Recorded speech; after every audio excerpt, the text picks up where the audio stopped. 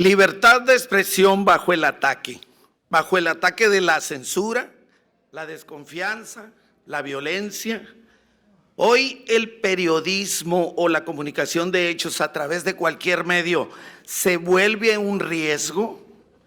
¿Qué significan las noticias falsas para un comunicólogo o un comunicador profesional?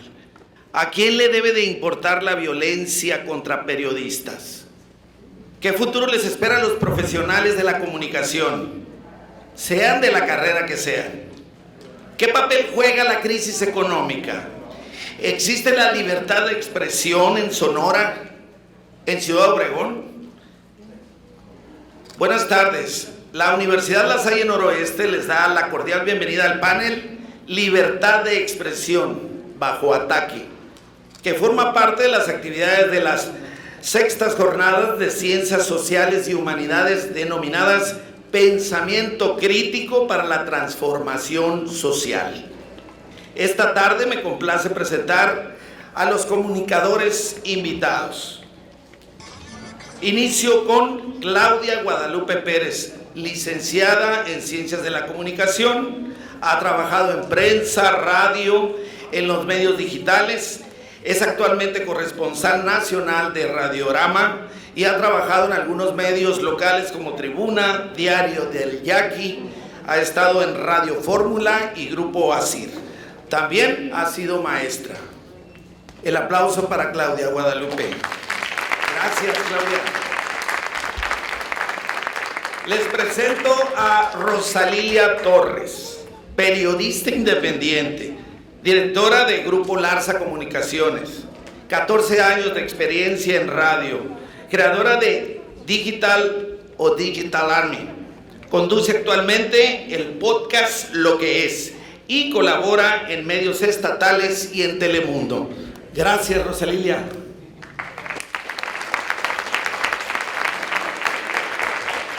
Y a lo último, pero no menos importante, el caballero.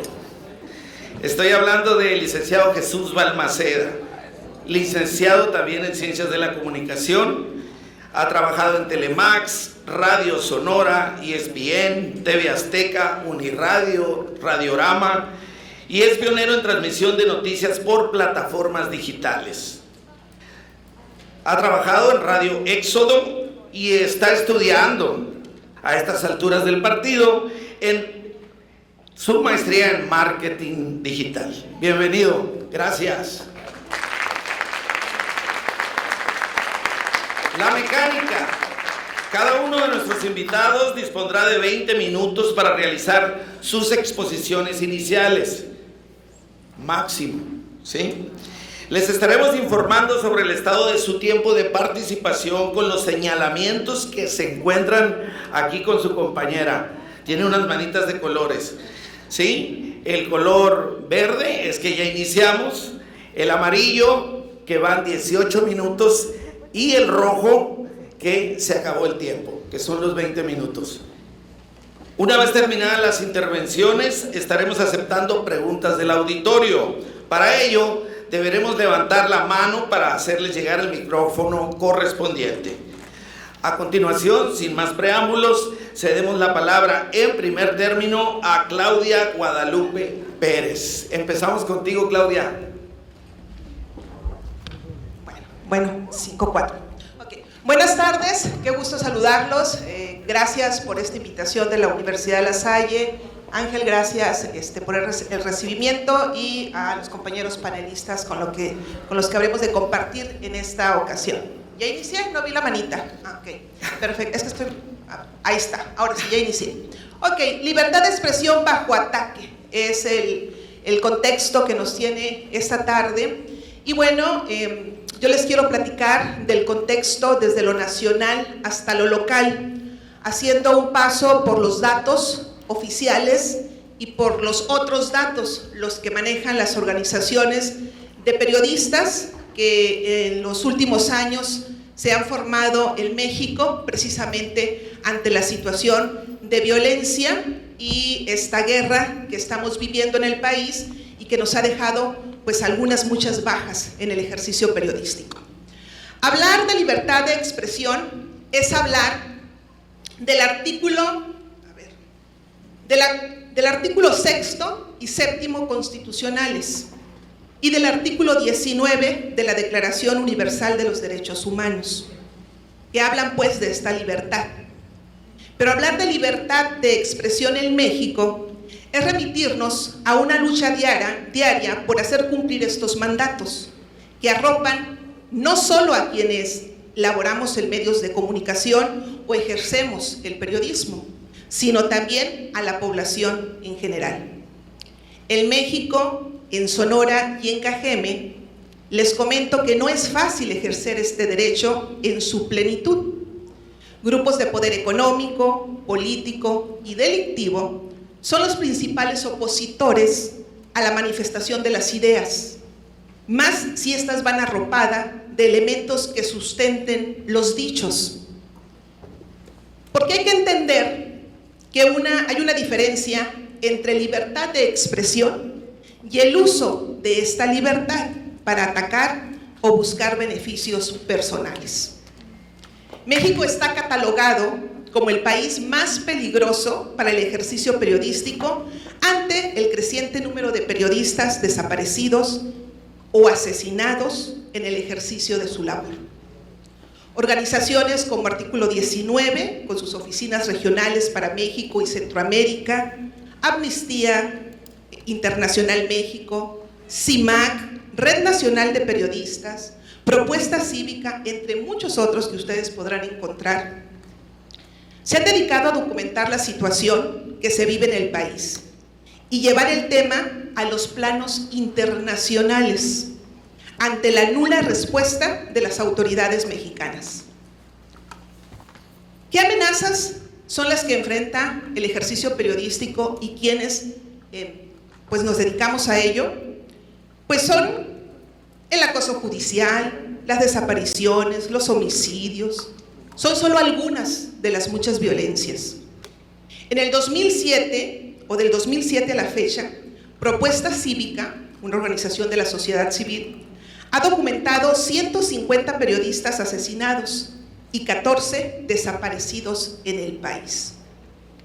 Por su parte, Reporteros Sin Fronteras denuncia la alarmante cifra récord, así le llaman, de periodistas asesinados en lo que va del año en México, en crímenes que están relacionados con su labor.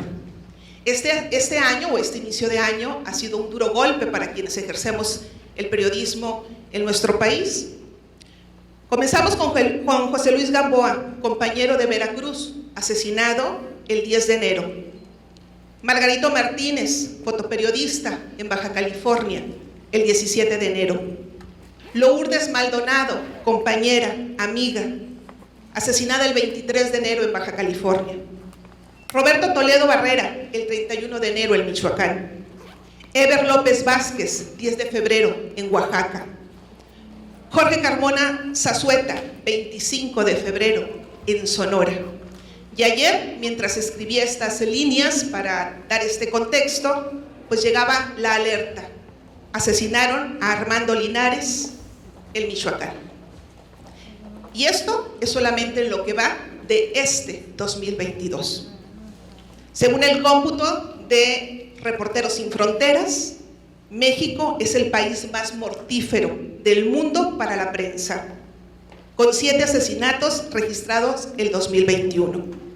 México ocupa el lugar 143, de 180 países en la clasificación mundial de la libertad de prensa del 2021. Esa es parte de la radiografía. ¿Es difícil hacer periodismo? Sí, sí es difícil, porque hay grupos, hay intereses que limitan la libertad de expresión. Pero no solamente es para las y los periodistas, porque la libertad de expresión la ejercemos todos, desde los que estamos aquí en este panel hasta ustedes que están allá. ¿Es difícil expresar las ideas? Sí, cuando se tocan intereses. La Secretaría de Gobernación, que es un organismo, una institución dentro del gobierno federal, está impulsando en este momento una iniciativa de ley general de protección y prevención ante agravios a personas defensoras de derechos humanos y periodistas. En sus datos oficiales del mecanismo para la protección, hay un mecanismo que hace 10 años se fundó para proteger a aquellos y aquellas periodistas y defensores de derechos humanos que son agredidos. En su actualidad cuenta con 1.539 personas que están acogidas a este sistema. O sea, así el nivel de agravio, 1.539 personas, por lo menos hasta el 2 de marzo eran los números que se tenían. De estos, 507 son periodistas, de los cuales 138 son mujeres y 369 hombres. Hay que señalar que 22 de estos periodistas, hombres y mujeres, son de Sonora. En Sonora también hay agravios al ejercicio y a la libertad de expresión a través del periodismo. En México, la Secretaría de Gobernación estima que existimos más de 203.700 periodistas. No nos han dado respuesta de dónde sacan ese número o con base a qué toman esos datos, pero es la visión que tiene el gobierno federal. Existimos 203.700 periodistas. Y de acuerdo a cifras y a datos de la propia Secretaría de Gobernación, no lo digo yo, no lo dicen las organizaciones desde la sociedad civil, lo dice una instancia de gobierno, quienes más agreden a periodistas son el crimen organizado, la impunidad, la corrupción y la colusión entre autoridades y grupos delictivos. De ahí, dice la Secretaría de Gobernación, vienen las agresiones para las y los periodistas en México. ¿A quiénes agreden más? A quienes cubren la fuente política. Quienes cubren fuente política que tiene que ver con gobiernos, con partidos, con funcionarios, con personajes que están en el tema de la política. A quienes cubren esas notas, esos datos, es a quienes más agreden en México. Le siguen los de cobertura policíaca. Pero también son agredidos y agredidas quienes cubren la fuente de sociales, deportiva o cultural. No hay límites. Todos y todas las periodistas estamos expuestas a estas agresiones por el tema de lo que decimos, lo que escribimos, lo que damos a conocer. Pero también hay que señalar que en las violencias por la libertad, contra la libertad de expresión, en el ejercicio periodístico hay una diferencia en cómo se agrede a los compañeros que a las mujeres que ejercemos periodismo. Ese es otro dato que hemos estado observando desde las redes nacionales de periodismo. En lo particular, soy parte de la Red Nacional de Periodistas y de la Red Internacional de Periodistas con Visión de Género. Y junto con otras organizaciones estamos observando que las mujeres nos agreden de manera diferente para acallar nuestras voces, para que no estemos dando a conocer eso que alguien no quiere que se sepa. ¿Cómo nos agreden a las mujeres? Nos agreden con actos de carga misógina y sexista, que puede llegar a ser también un tipo de violencia sexual, la que se vive como tocamientos no deseados, acoso y hostigamiento, tanto en el terreno como en línea, a través de los medios digitales. También vivimos, o la forma en que nos agreden es a través de la tortura y las violaciones sexuales. Y esto es un punto importante, porque a los varones periodistas sí los agreden, los asesinan, pero a ellos no los violan sexualmente, a las mujeres sí. Con el objetivo de obligar a detener investigaciones o a dejar la labor informativa. Y estos datos ustedes lo pueden encontrar mucho más desglosados y amplios en el informe regional Situación de Violencia contra Mujeres Periodistas en América Latina. CIMAC, una organización de mujeres periodistas en el país y que tiene impulsa un periodismo con visión de género no sexista, en el cual también tengo el gusto de participar. Documenta en el programa de geografía de la violencia contra mujeres periodistas 1.279 agresiones, 581 casos de violencia institucional y 20 feminicidios. Y cuando ustedes observen los datos de las organizaciones de periodistas, tal vez no vamos a coincidir, tal vez vamos a tener una diferencia de 1, 2, 3 números. Sí, porque cada quien documenta desde diferentes aspectos. Hay quienes documentan a las mujeres, hay quienes documentan en general a todos y todas, hay quienes documentan cierto tipo de agresiones, hay quienes documentan a partir del reporte oficial, pero al final del día lo que sí coincidimos es que nos están matando por ejercer la libertad de expresión y por informar, insisto, lo que alguien no quiere que se dé a conocer. Otra de las violencias que estamos viviendo actualmente es la violencia institucional que se ha agravado en esta administración del gobierno federal. Y es del propio presidente de la República. Sí, un personaje que debería de ser, pues, institucional, ha sido el principal violentador. Y desde los espacios del periodismo estamos alzando la voz, porque es el que primero nos violenta a través de sus mañaneras. Comenzó a través de granjas o pandillas de troles con los que amenazaban y se desprestigiaba a los y las periodistas.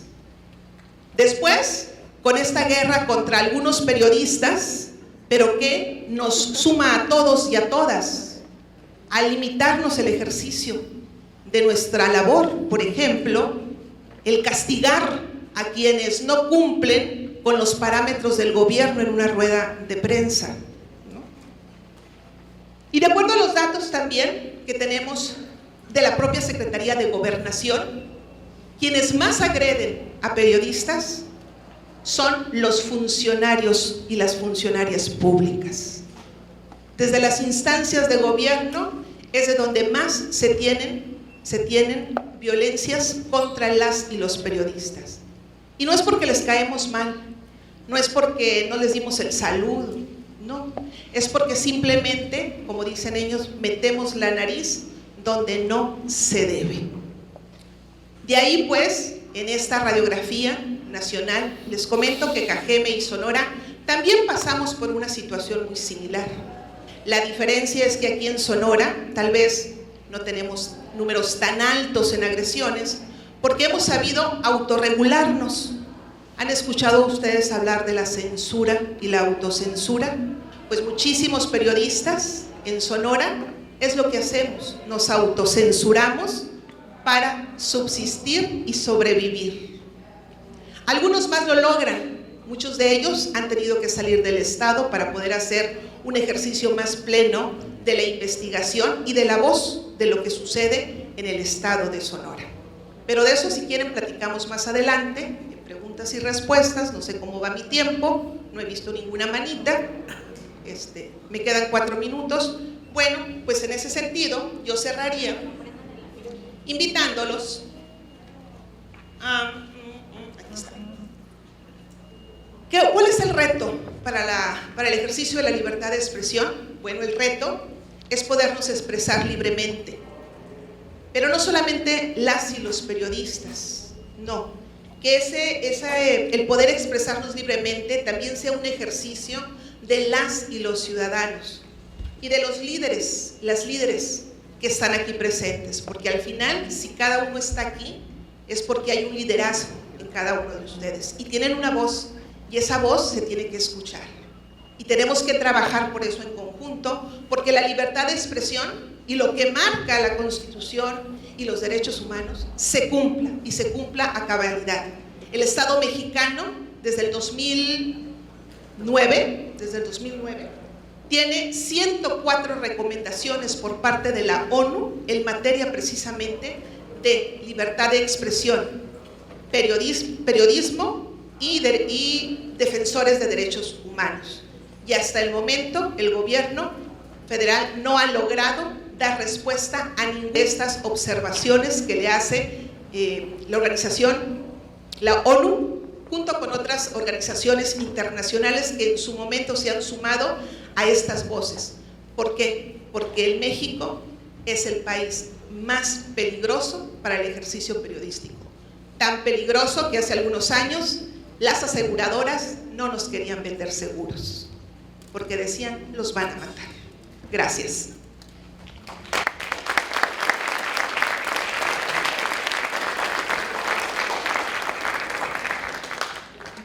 Muchas gracias, Claudia. Teníamos que entregar el agua, ¿verdad? Porque estamos hablando de algo que de repente nos seca la boca. Pero ahora vamos a ceder la palabra y la voz a la licenciada Rosa Lilia Torres. Es tu espacio y es tu tiempo. Hola, ¿qué tal? ¿Cómo están? Qué gusto conocerlos. Pues como me menciona Ángel, soy Rosa Lilia Torres, Rox, a lo mejor algunos me conocen por ahí en las redes sociales. Y bueno, tengo 33 años, tengo ya más de 10 años practicando periodismo y hablando precisamente de lo que está pasando en el país, de lo que está pasando en Sonora. No les voy a dar datos, les voy a hablar de mi experiencia, porque yo estoy en el plan de protección a periodistas a nivel federal.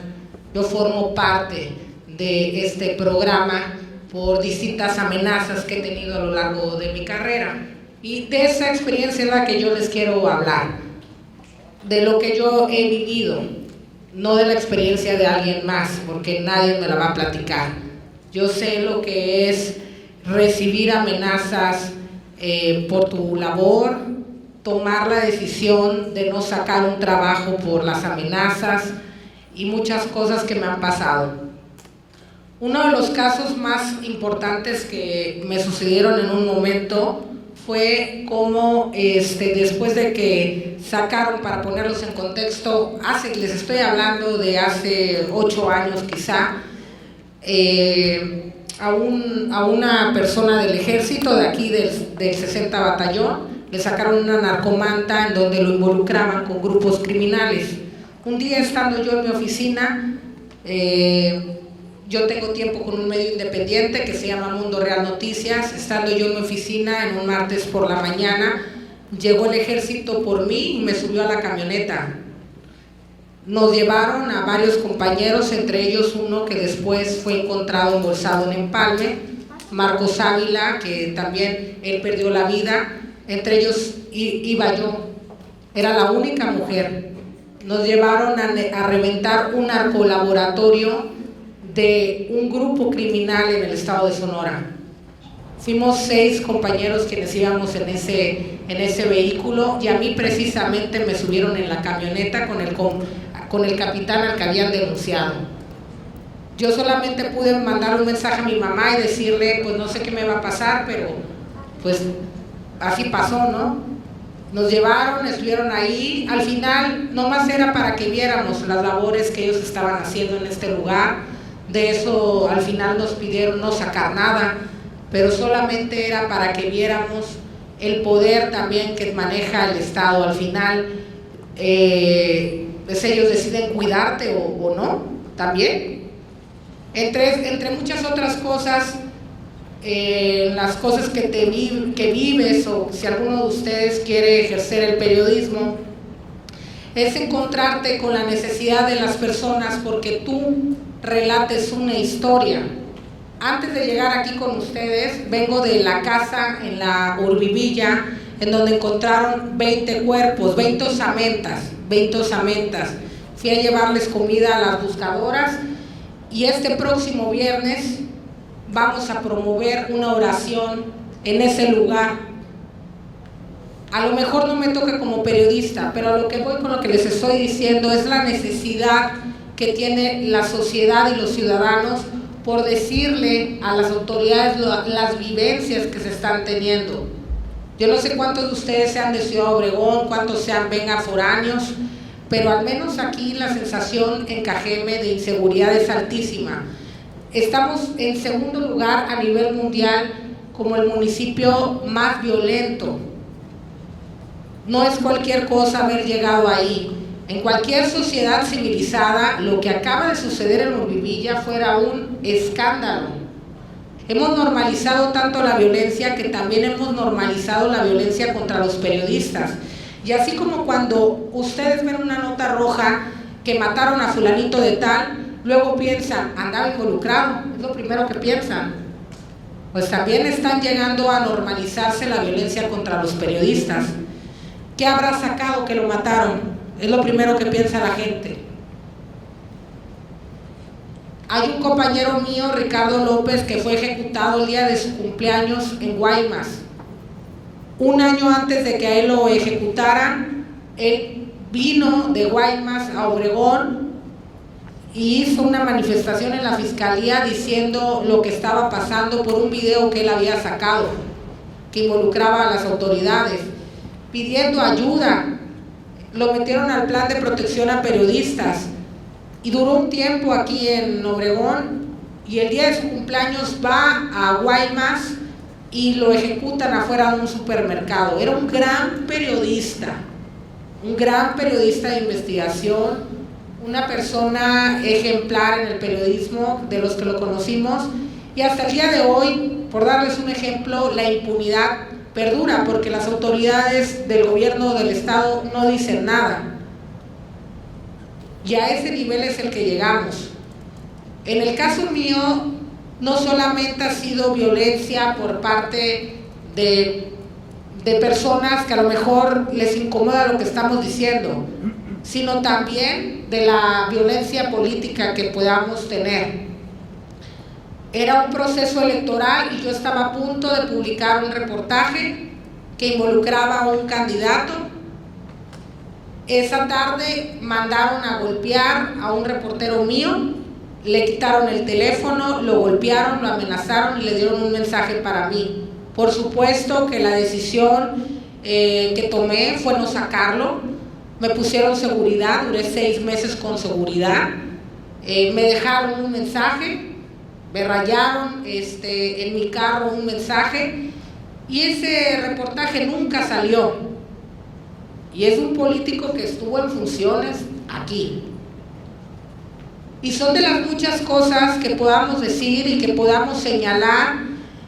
Y ahora un modus operandi que se tiene es la violencia digital, en donde hay que señalar también que no nomás se da de los grupos criminales y de los políticos, sino también hay competencia con medios de comunicación, y hay muchas cosas que se manejan y que utilizan esas páginas de choque para estar desacreditando a los periodistas.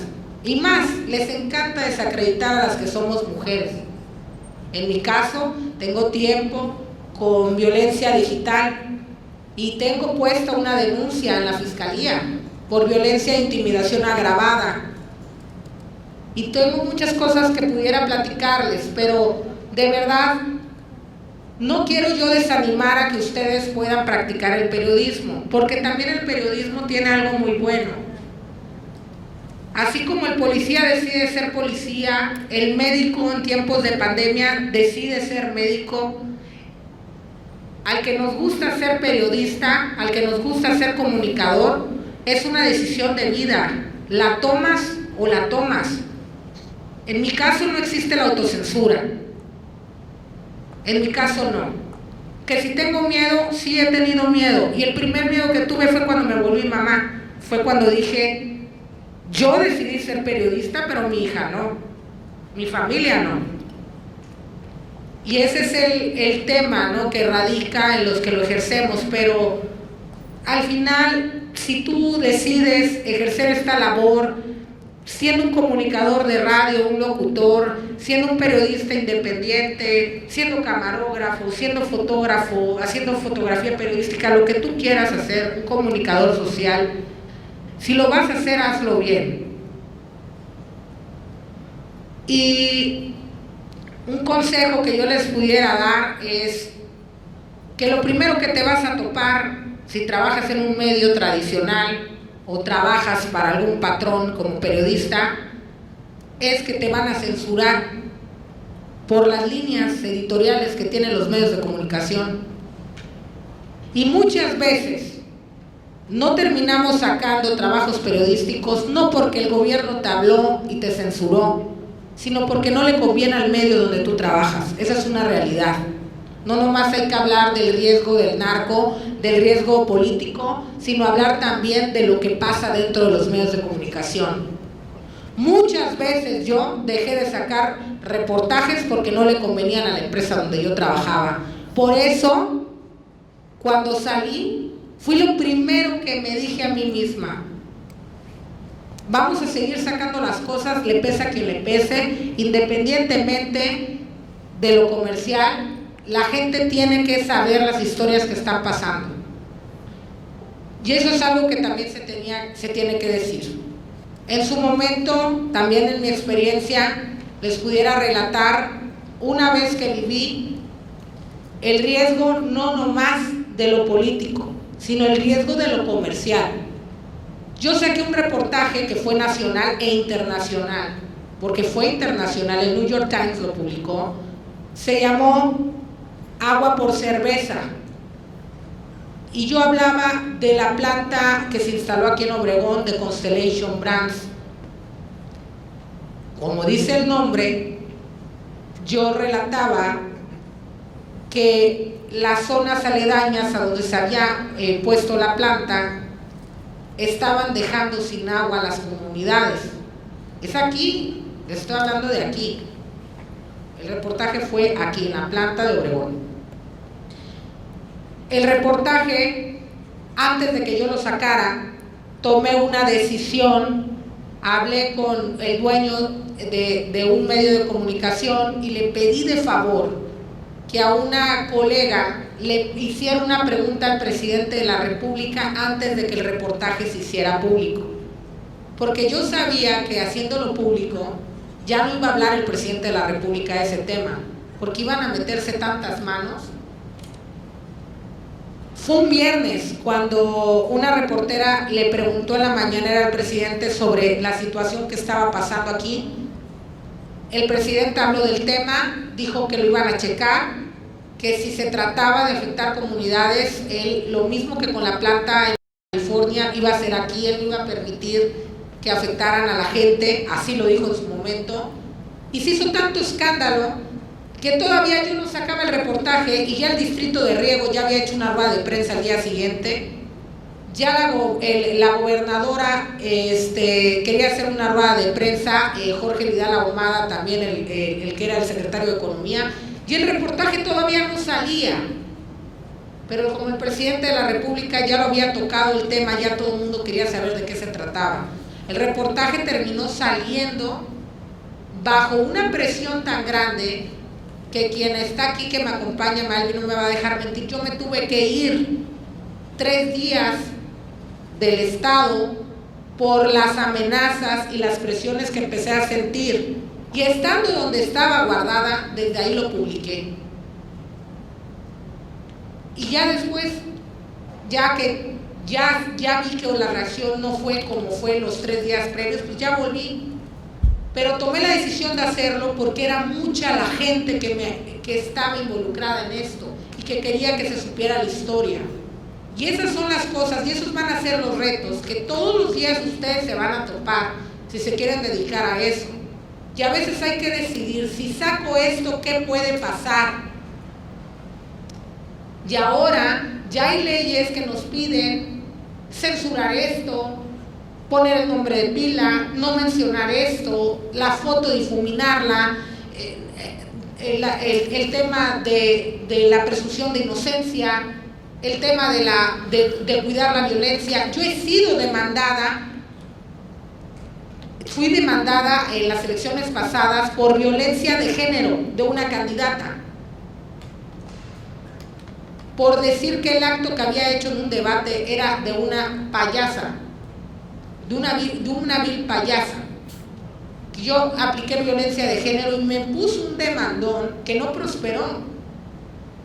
Pero a lo que voy yo con esto de decirles es que no solamente lo que van a escribir, lo que van a grabar, lo que van a decir en la radio, lo que en el medio les van a mandar a documentar, sino también cómo las leyes están censurando el periodismo. Y hoy por hoy está sucediendo lo que sucede. El que sea una estadística más lo que está pasando. Así que en el momento que tome la decisión de ejercer esta profesión, tómela de forma consciente, porque es algo que con datos duros, como los dijo la compañera, y con experiencia les estoy diciendo, no es nada fácil. Y son muchísimas cosas las que están en juego. Y si lo van a hacer, háganlo con pasión y háganlo con entrega, pero se van a enfrentar a todo eso que les mencioné. Gracias. Gracias, Rosalía, por compartir. Y pues es tiempo del caballero, Jesús Balmaceda. Gracias, buenas tardes a todos. Deja de publicar eso, cabrón, o te va a llevar la chingada. ¿Sí se puede hablar eso? ¿Sí? Ya lo hablaste. Ya lo hablé. En la madre, dije, pues, ¿qué estará pasando? Era mi segundo año aquí en Ciudad Obregón como periodista.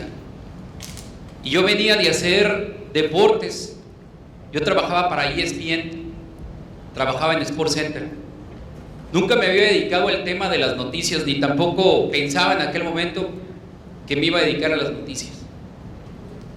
En mi segundo año en Ciudad Obregón, que en aquel entonces, estoy hablando hace como unos 12 años, Ciudad Obregón todavía era considerado tranquilo. Y para mí fue una reacción de, a la torre, pues ¿en dónde estoy metido, no? Y de pronto me percaté con el paso de los días que volví a sacar un tema. Se trataba de una dependencia del gobierno federal, que volvía a sacar el tema de esa dependencia y me llegaba otra amenaza, un poquito más arriba la amenaza. Creo que no estás entendiendo, hijo de tú. Por correo y por teléfono. Yo dije, no, pues cabrón, ¿qué ando haciendo aquí?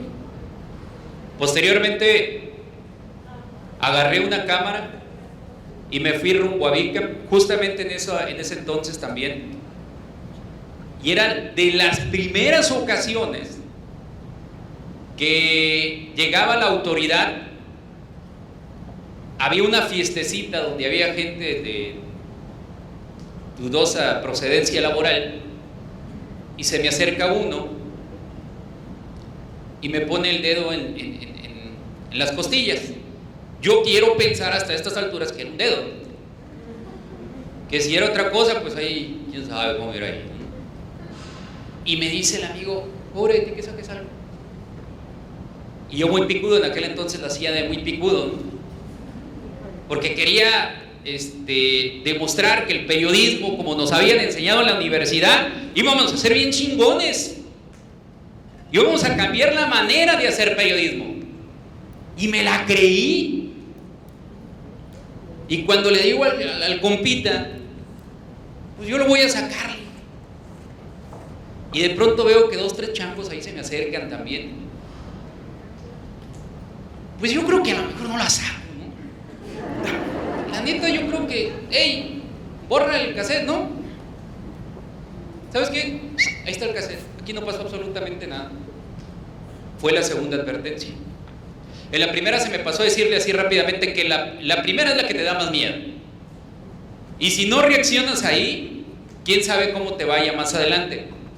Yo tenía 2 niños en aquel entonces, uno de 2 y uno de 3 años, y le dije a mi mujer, váyanse de aquí de Ciudad Obregón. Tenemos familia en el centro del país, se fueron alrededor de 2 meses. Ya cuando vi que el mismo modus operandi es que cuando le tiraba el trancazo o le sacaba el golpeteo, por llamarle de alguna manera, como lo ven las autoridades, y me volvían a mandar mensajes, dije, pues estos son lo de esta dependencia, ¿no? Al final de cuentas, se va el tipo que estaba en la dependencia y desaparecen los trancazos. En alguna otra ocasión, un buen compañero me habla y me dice, hermano, esta es la última llamada que voy a hacer, me están siguiendo, no sé qué me vaya a pasar. Pero ¿cómo, loco? Le digo, ¿qué estás haciendo? me vengo cambiando de carro en carro y le vengo diciendo a los amigos que me ayuden para moverme de un lado a otro, porque llegaron por mí al medio donde trabajo y preguntaron quién era yo, porque publiqué una nota policíaca. Y los datos que publiqué creo que involucran a una gente que se molestó muchísimo. Yo le dije: carnal, cuídate mucho, ¿qué puedo hacer por ti, cabrón? Orar, me dijo. Lo encerraron 4 días en hoteles, de uno a otro se fue pasando, hasta que se calmaron las pasiones. La autoridad tuvo que intervenir y dijeron: ahí muere la bronca. Fue un error, fue una novatada que le hicieron a este amigo. No tenía ni la más mínima intención de que iba a afectarles a ustedes, pero miren, no va a pasar nada. Hagan de cuenta que nunca pasó absolutamente nada. El caso es que, como ya bien lo decía mi amiga Rosalía, esta es una profesión que nos encanta desarrollarla. Estamos aquí porque nos encanta. Pero en lo particular, a diferencia de ella, yo sí aplico la autocensura. Ya cuando vi que mis hijos estaban creciendo y que se llaman igual que yo, cometí el error de a todos poner el mismo nombre. Todos se llaman Jesús Balmaceda, ¿no? Entonces, ya dije: no, hay que pararle, ¿no? Y cambié mi formato, mi estilo de hacer periodismo, y yo voy más por la nota social, la nota política, la nota económica. Que si ustedes están pensando: no, qué chinga, pues no voy a ser periodista porque me están amenazando. Ganar broncas diokis. Mejor no estudio periodismo. Hay distintas formas de hacer periodismo. El que estoy haciendo ya desde hace muchísimo tiempo es un periodismo social. ¿A qué me refiero con esto?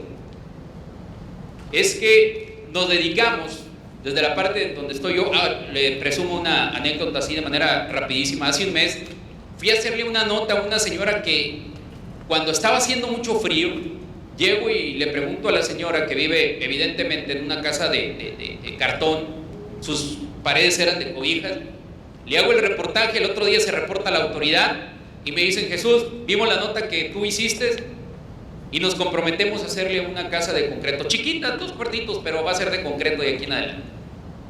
Entonces, estar al frente de un micrófono es una responsabilidad tremendísima que tenemos que saber aprovecharle y sacarle el mayor de los resultados en beneficio de la sociedad. La labor que realizan hoy en día mis compañeros, ¿quién es morboso de aquí? Le hago la pregunta porque, y no me la respondan si quieren, ¿saben? Ustedes mismos responden en sus mentecitas. ¿Quién sigue las páginas policíacas aquí en Ciudad Obregón? La neta, ahora sí les voy a pedir que levanten la mano. ¿Quién sigue las páginas policíacas? Se enteran en friega del muertito. ¿De dónde fue la balacera? Ese periodismo, me han preguntado a mí: ¿y tú por qué no lo practicas? ¿Qué miedoso eres? ¿Y qué tiene? No pasa nada. Estoy con vida, mis hijos están con vida y ya no he recibido amenazas, gracias a Dios, desde hace 10 años. Pues voy a seguir. Oye, pero que subir los muertitos a tus páginas, llegar cuando están los muertitos ahí, te va a dar mucha mayor audiencia, pero me va a dar mucha intranquilidad también. Una palabra mal dicha, un comentario mal dicho, que alguien lo esté viendo y que le haya perjudicado, quién sabe cómo nos vaya a ir. Entonces yo respeto mucho a todos mis amigos, a los colegas que le dan seguimiento a ese tipo de información. Yo los admiro, la verdad, porque son muy valientes. A veces han estado ahí en la balacera todavía, ahí están los trancazos, todo lo que dan, y ellos ahí están dándole cobertura para que ustedes estén informados, para que ustedes se estén enterando. Mis noticieros que se transmiten en redes sociales están muy piteros, nos ven a lo mejor 140, 160 viewers, y una nota policíaca, cuando está el muertito ya todo lo que da, tiene 5,000, 7,000 viewers. Pero la verdad, ese no es el tipo de periodismo que uno practica, ni que quiere practicar. Por eso yo siempre he comentado que cada uno de nosotros tenemos muchísima responsabilidad cuando nos estamos dirigiendo hacia ustedes. Es cierto, la sangre vende, el morbo llama la atención, pero yo creo que como sociedad no es lo que nos merecemos ni lo que estamos buscando. Hay repudio de la autoridad, como ya bien lo decía también Claudia ahí con las estadísticas, la historia que nos vino presentando, que le salen ronchas muy rápido, ¿eh? En campaña son una miel sobre hojuelas, son bien a todo dar en campaña. Son unos angelitos, pero ya ganan, se convierten en autoridad y se convierten en gente bien cabrón. Y de pronto tenemos nosotros que equilibrar esa balanza, porque sí nos llegan mensajitos, ¿no? A lo mejor no de manera directa, pero oye, aquel se molestó porque dijiste esto y esto otro. Y a veces lo seguimos haciendo de valiente, por llamarle de alguna manera, cuando sabemos y estamos enterados y entendemos que tenemos la razón. Porque hoy en día hay mucho periodista que por ganar viewers, por ganar audiencia, inventan mucha noticia.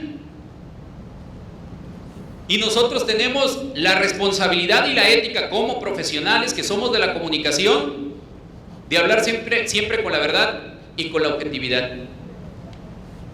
Y eso, si no lo llevamos a la práctica, también nos puede ocasionar tremendísimos problemas. Yo hasta aquí lo voy a dejar porque es la hora de dormir, la neta, y se me están durmiendo como 25, ya les doy la carita. Pero para concluir nada más mi intervención, mi estimado Ángel, gracias por la invitación, gracias por estar aquí a todos y cada uno de ustedes. Pero la neta, yo no sé cuántos alumnos hay aquí de comunicación. ¿Cuántos son los de comunicación? Son el mismo, ¿no? Comunicación, periodismo aquí No, es gestión pública, licenciados en Derecho y comunicadores. Órale. No se agüiten. Porque tampoco vayan a pensar que ganamos mucha lana, ¿eh? Este traje lo pedí prestado a un primo ahorita. Voy a la bolsa, le dije. No, a la bolsa tienes que ir en traje. Me dije, ¿cómo? Sí, tienes que ir en traje, si no entras. No es cierto. No es cierto. Y sí tiene muchos trajes. No van a ganar mucho dinero, pero van a ganar mucha satisfacción. Mucha satisfacción. Cuando ven que una sociedad está cambiando gracias a sus comentarios, gracias a sus reportajes, yo creo que ese es nuestro mayor pago. Y ustedes se deben de basar en eso, en ser periodistas éticos, y eso los va a llevar cada vez a ser más grandes y van a llegar hasta donde ustedes quieran, porque hoy en día ya no somos periodistas locales. Con la influencia que tienen las redes sociales ya somos periodistas internacionales. Los mismos nos puede escuchar allá en Francia, en Japón, algún mexicano que ande por aquellos rumbos, que viva por allá y que se quiera enterar de lo que está pasando acá en su región, más si es de estos rumbos. Así que la primera mentalidad que ustedes tienen que vencer es que ya no son periodistas locales ni comunicadores locales, en caso de que algunos se quieran dedicar a esta bella profesión. Ahora su público es internacional. Muchísimas gracias y pues lo que sigue, mi estimado Ángel. Gracias Jesús. Pues bien, creo que está el caldo como debe de estar, porque tenemos gente que se va a dedicar a esto de la función pública, tenemos gente que va a defender o va a atacar, pero también tenemos comunicadores. Curiosamente, esta mezcla de profesiones que a lo mejor están involucrados en todo lo que ustedes han comentado. Tiempo de preguntas, jóvenes. ¿Alguien quiere preguntar algo? Acá tenemos a una señorita. Le pedimos a quien tiene el micrófono, si es tan amable. Quien guste contestar, o si hay dos o los tres quieren contestar, están en libertad, estamos en libertad. O que dirijan la pregunta a quien quieren que se la conteste. ¿Escucho? Ya. Sí. Buenas tardes. Yo tengo una pregunta, bueno, para los tres, si pueden responderme de izquierda a derecha. Ustedes como periodistas, ¿qué sienten? ¿Cómo piensan que la sociedad debería de actuar para que se logre una libertad de expresión? ¿Qué es lo que ya ustedes que ejercen el periodismo, necesitan de parte de la comunidad, de parte de la sociedad, del gobierno o de la nación en general para que una libertad de expresión se logre? Tú eres la especialista.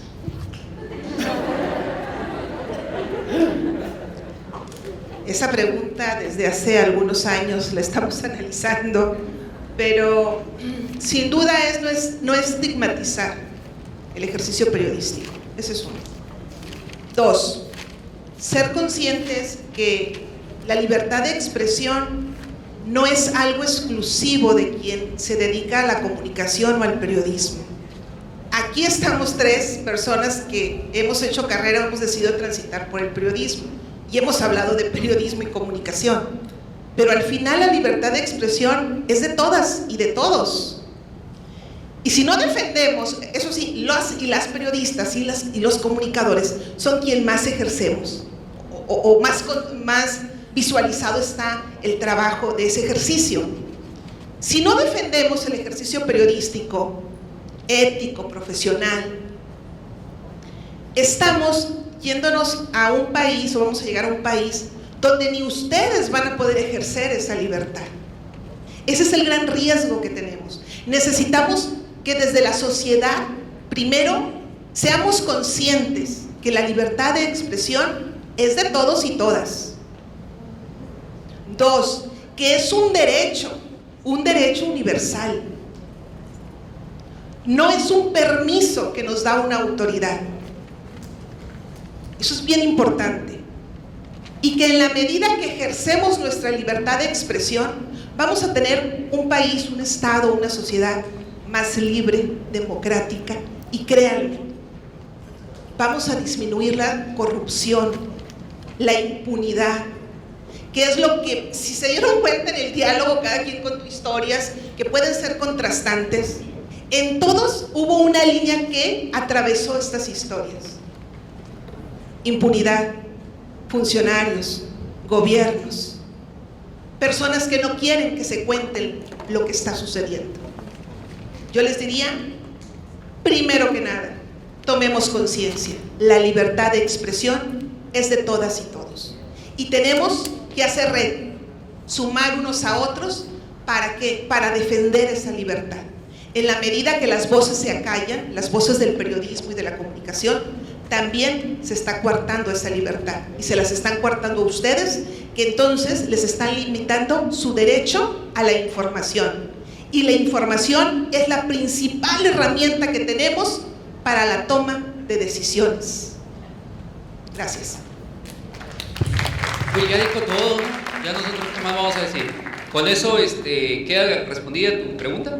Pues más que nada me gustaría saber la opinión de cada uno o la postura que tiene cada uno, puesto a que son distintas circunstancias. Entonces, yo en la escuela reprobaba todas las materias, no me gusta que me pregunten casi. Me gusta hacer las preguntas, hacer sufrir a la gente. yo.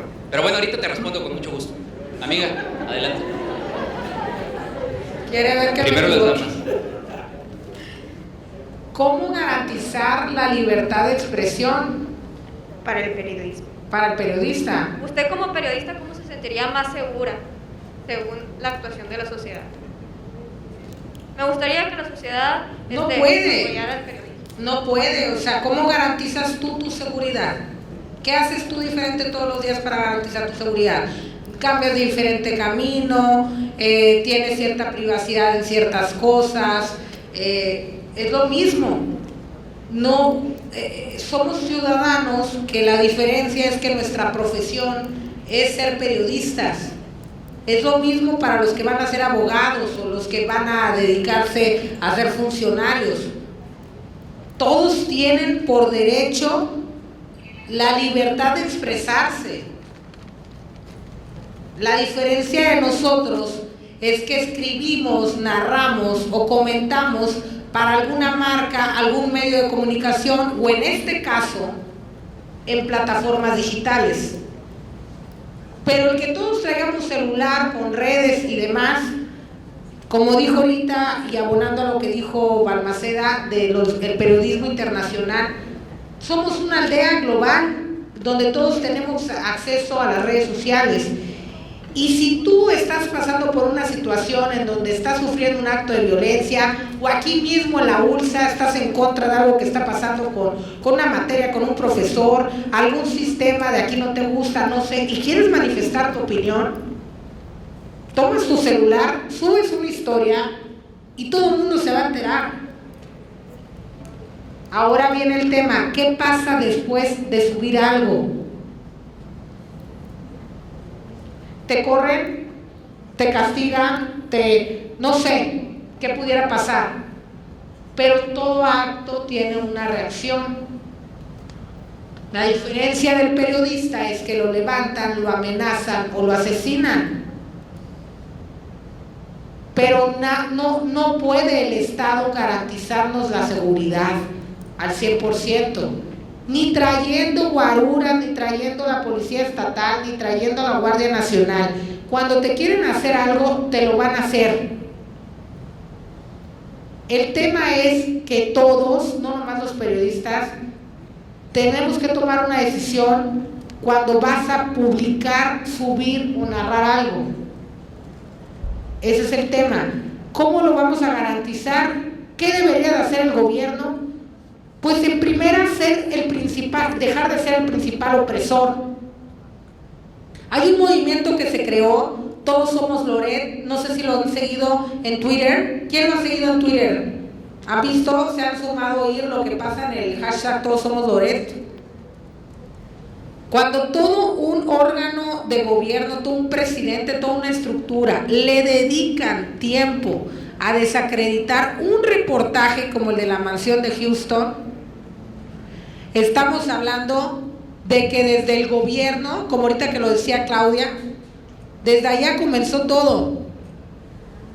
Y el gobierno que ahora, por la demanda de los temas de asesinatos, por la opinión pública que traen encima, han buscado reformar, y hace 2 semanas en Hermosillo vinieron a hacer un foro para cambiar el tema de la ley de protección a periodistas. Y se está haciendo un foro, en la semana pasada hubo internacional con periodistas latinos que se fueron huyendo y demás, donde está el gobierno buscando vincular qué sí hacer para cuidarlos. Pero qué curioso, por una parte el gobierno busca defendernos y por otra parte la cara del gobierno actualmente no nos baja de chayoteros, de corruptos, de esto, lo otro. Y como dirían los cristianos, da mal testimonio el presidente, ¿no?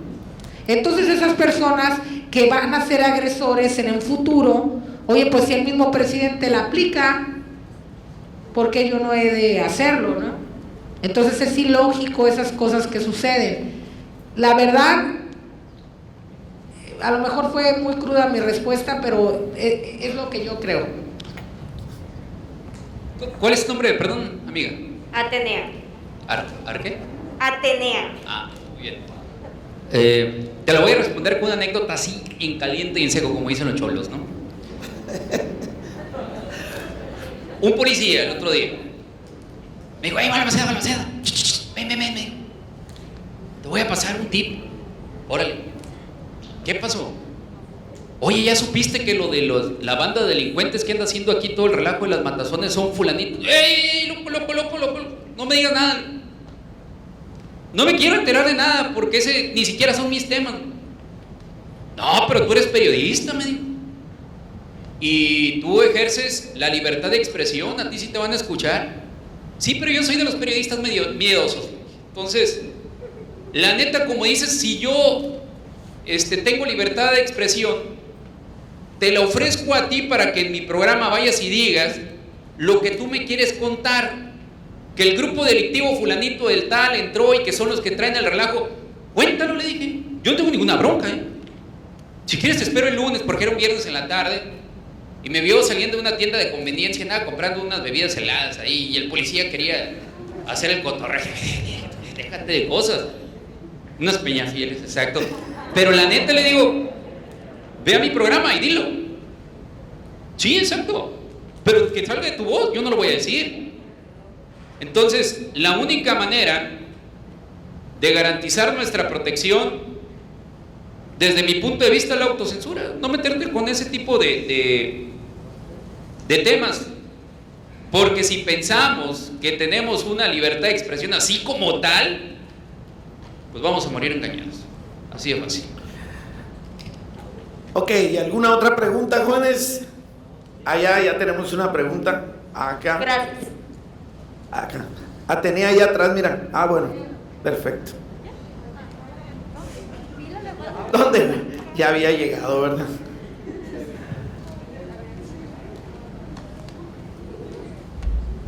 Bueno, mi nombre es Joel y tengo una pregunta para todos, pero si la respuesta de uno lo representa a los tres, por mí está bien. Díganme, ¿ustedes creen que ayudaría a la defensa de la libertad de expresión si formara parte de la cultura o la idiosincrasia de los mexicanos el debate? El escuchar al otro antes de atacarlo o contradecirlo, y si se va a atacar, que se ataque el argumento y no a la persona que lo dice, porque al menos yo he visto, y estoy seguro que muchos también, que al menos las altas voces, cuando quieren debatir algo que está en contra de ellos, siempre atacan a quien lo dice y no lo que dicen, y al menos yo ya estoy harto de eso. ¿Ustedes qué opinan?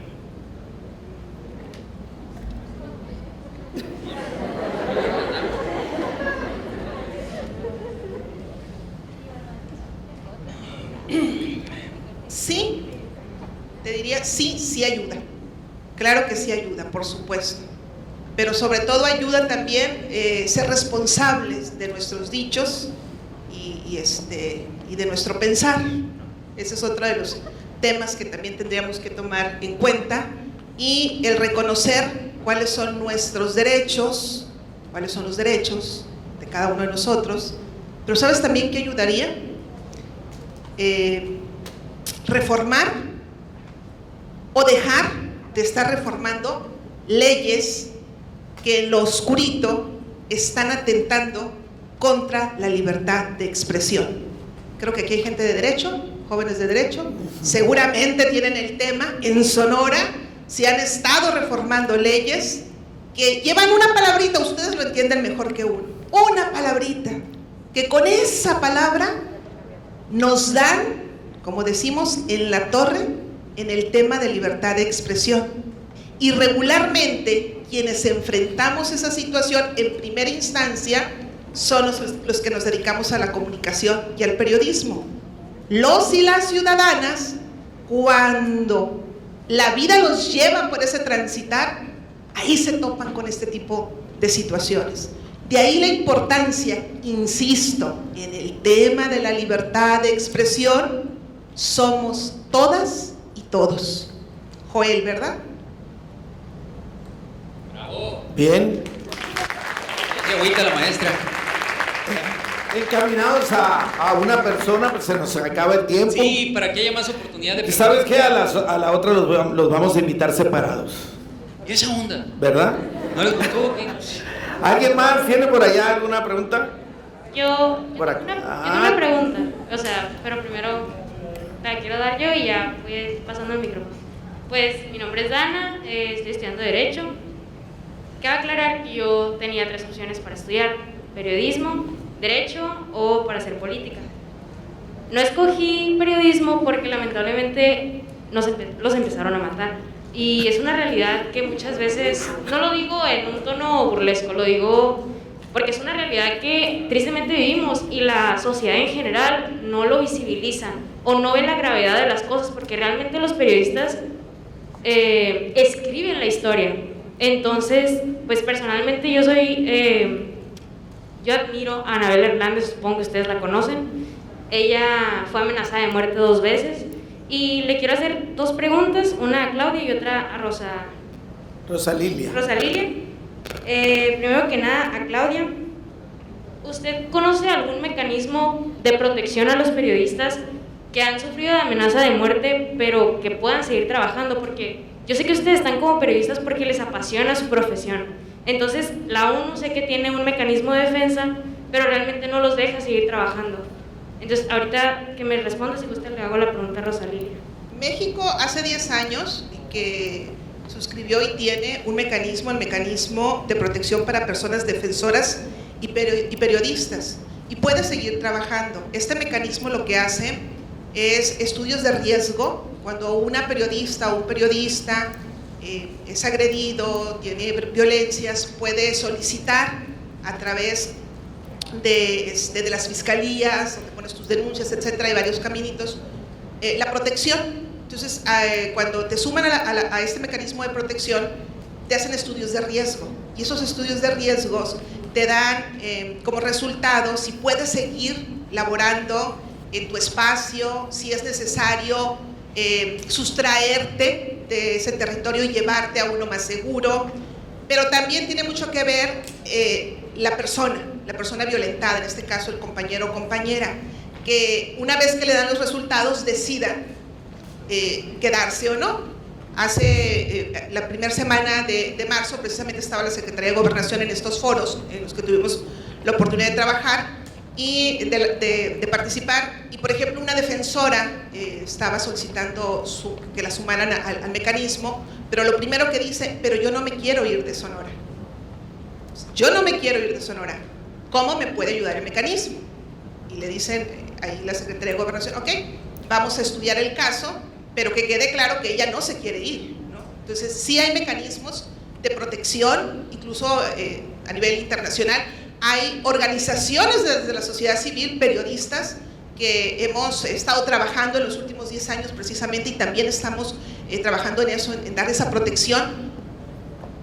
Pero al final del día, lo que hemos encontrado, y esa es otra realidad, es que a veces es que ningún mecanismo nos da total salvación, ¿no?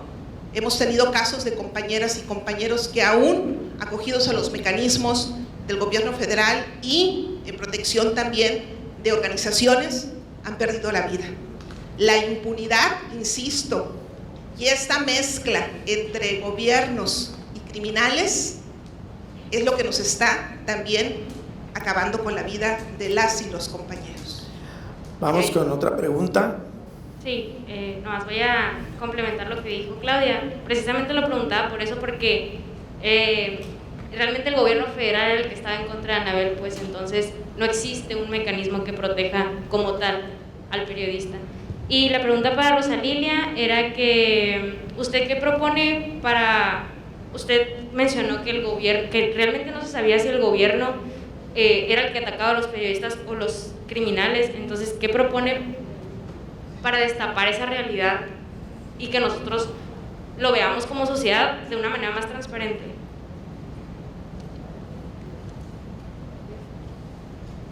Propongo que si incitas al odio vas a obtener odio, que se deje de usar un lenguaje ofensivo, que se deje de gastar dinero público para dedicarle tiempo a hablar sobre los periódicos, las radios, los periodistas. Un lenguaje de odio de una autoridad, y más el nivel de influencia que tiene un gobierno federal, en este caso Andrés Manuel López Obrador, pues importa mucho lo que él diga. Y si él incita al odio a los periodistas, como resultado vas a obtener odio. Es en automático un resultado de eso. Entonces yo lo que propongo es eso, dejar de dar ese ejemplo, y efectivamente pues respaldar porque sí hay el mecanismo, como bien lo decía Claudia, yo formo parte de ese mecanismo, y sí te hacen una evaluación de riesgo, están todas las dependencias, toman una decisión, ellos analizan qué es la medida que vas a tener y todo lo que implica. Pero vuelvo a lo mismo, ¿cuántos periodistas no han tenido esta protección y los han ejecutado? Entonces es tu decisión ejercerlo, y de acuerdo, como bien lo dice Jesús, qué tipo de periodismo es el que vas a hacer, o qué tipo de comunicador es el que vas a hacer. Pero hay que cambiar las cosas desde la base, y el principal tema es dejar de incitar al odio y obtener eso, ¿no? Por lo que está pasando. Yo creo que ese es en sí lo que pudiera decirte. Vamos por la última pregunta. Acá, ¿dónde está el micrófono? Acá hay preguntas.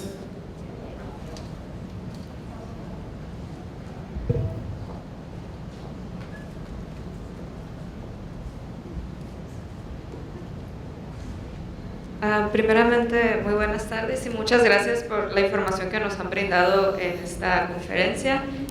Esta pregunta es referente a lo que hacen las redes de protección a los periodistas. Como había mencionado Rosalilia, respecto a que había estado bajo amenaza, que hasta ya habían dejado un mensaje en el carro, o sea, ya sabían, ya tenían ubicado el carro, la identidad, quién era, dónde trabajaba, o sea, ya habían, pues ya tenían identificada a la persona, así que al momento de estar dentro, o sea, en general un periodista está bajo amenaza, entra a una red de protección. ¿Qué hacen estas redes o de qué manera ejecutan lo que es cuidar a este periodista?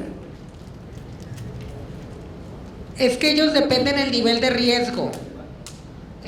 Tienes que presentar pruebas, ellos hacen otro análisis, hacen otra investigación, y no creas que es a la primera a la que entras, o sea, es todo un proceso que toma meses. Tarda alrededor de un mes cuando ya dicen, ok, si estás corriendo un riesgo, verifican tu trayectoria, verifican que efectivamente seas periodista, que ahora sí que sea algo formal, averiguan todo de ti, ya después de ahí empiezan estas reuniones con la gente del mecanismo y determinan. En el caso del ejemplo que yo les platiqué, ni siquiera estaba yo dentro del plan ahí. Fue que el mismo gobierno de municipal y estatal, cuando pusimos la parte del reportero que lo habían golpeado y el reportero narró lo que le dijeron y todo, pues ellos se comunicaron conmigo y me implementaron la medida sin preguntarme. Pero es decisión de una autoridad también ser apático o no ser apático, porque los compañeros deben de saber que hay periodistas o directores de medios de comunicación aquí en Obregón o en otras partes que traen seguridad del Estado o de la policía municipal, y que ha sido un tema que se ha criticado porque duran años con este servicio pagado por la ciudadanía. En esa ocasión a mí no me defendió el mecanismo, simplemente ellos analizaron la denuncia y tomaron la decisión de hacerlo, y sí, claro que me preguntaron y yo dije, pues adelante, ¿no? Pero en mi caso solamente fue unos meses, yo no me pude acostumbrar a tener vigilancia en mi casa, en la casa de mis papás, a mí siguiéndome. No pude yo con eso, y yo tomé la decisión de ya estuvo, de ya no más eso, en esa ocasión. Y actualmente tú decides como periodista, y es lo primero que te preguntan en el mecanismo, ¿en qué autoridad confías? Es lo primero que te preguntan, y tú ya les dices, desconfío del gobierno del estado y de la policía estatal, desconfío del gobierno municipal, solamente confío en la Guardia Nacional. Va a haber periodistas que digan al revés, o es decisión de cada quien, pero ellos te preguntan. ¿Y si no confías en ninguna? Eso es lo que todo el mundo les dice, no confío en nadie. Y como periodista tú vas a la fiscalía y pones la denuncia y hacen todo el protocolo, pero no es cierto, es falso. Es cuando se les hace el tema por noticia, ahí no, si estamos haciendo algo para proteger a los periodistas. Es más, pusimos unas oficinas en Hermosillo y tienen aire y, por no decir, sí, pues.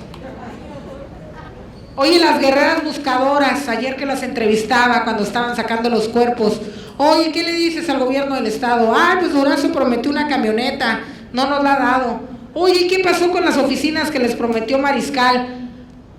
Pues nos las dieron, pero pues no tenemos en qué sentarnos, no nos dejaron dinero. Pues ahí están las oficinas, a eso es a lo que voy. O sea, la simulación ante todo. Entonces ya es un tema de decisión, ¿cómo ejerces el periodismo? ¿Hasta dónde vas a llegar? ¿Hasta dónde te vas a meter? si te vas a autocensurar, si te vas a censurar el medio por tema comercial o editorial o de convenios. Entran muchas cosas en juego para ejercer el periodismo. Entonces, pues así está el asunto. Bien, jóvenes, pues quiero agradecer, dar las gracias a nuestros invitados por haber compartido su valioso tiempo con nosotros. Sé que están muy ocupados y hicieron un espacio en su agenda. Universidad La Salle Noroeste les reconoce su valiosa participación, gracias. Y como muestra de ello les vamos a hacer entrega de pues un reconocimiento por habernos acompañado. Recuerden que la Universidad La Salle Noroeste es su casa. Y también queremos terminar con una frase que dice: en un estado verdaderamente libre, el pensamiento y la palabra deben de ser libres. Indivisa manen. Gracias y buenas tardes.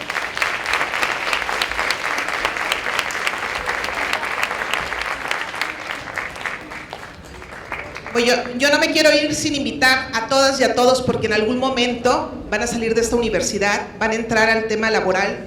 Desde donde estén, acuérdense, tenemos que ejercer la libertad de expresión y no limitar al otro.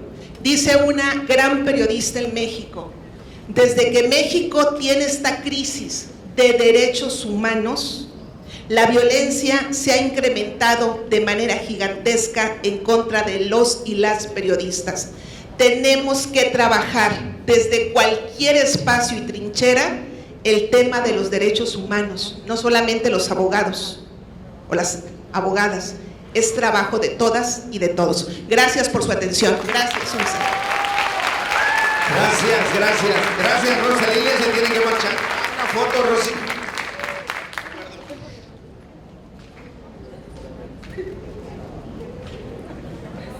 Sí, a pesar del tema, sí, podemos sonreír. Ay, no apagué el micro.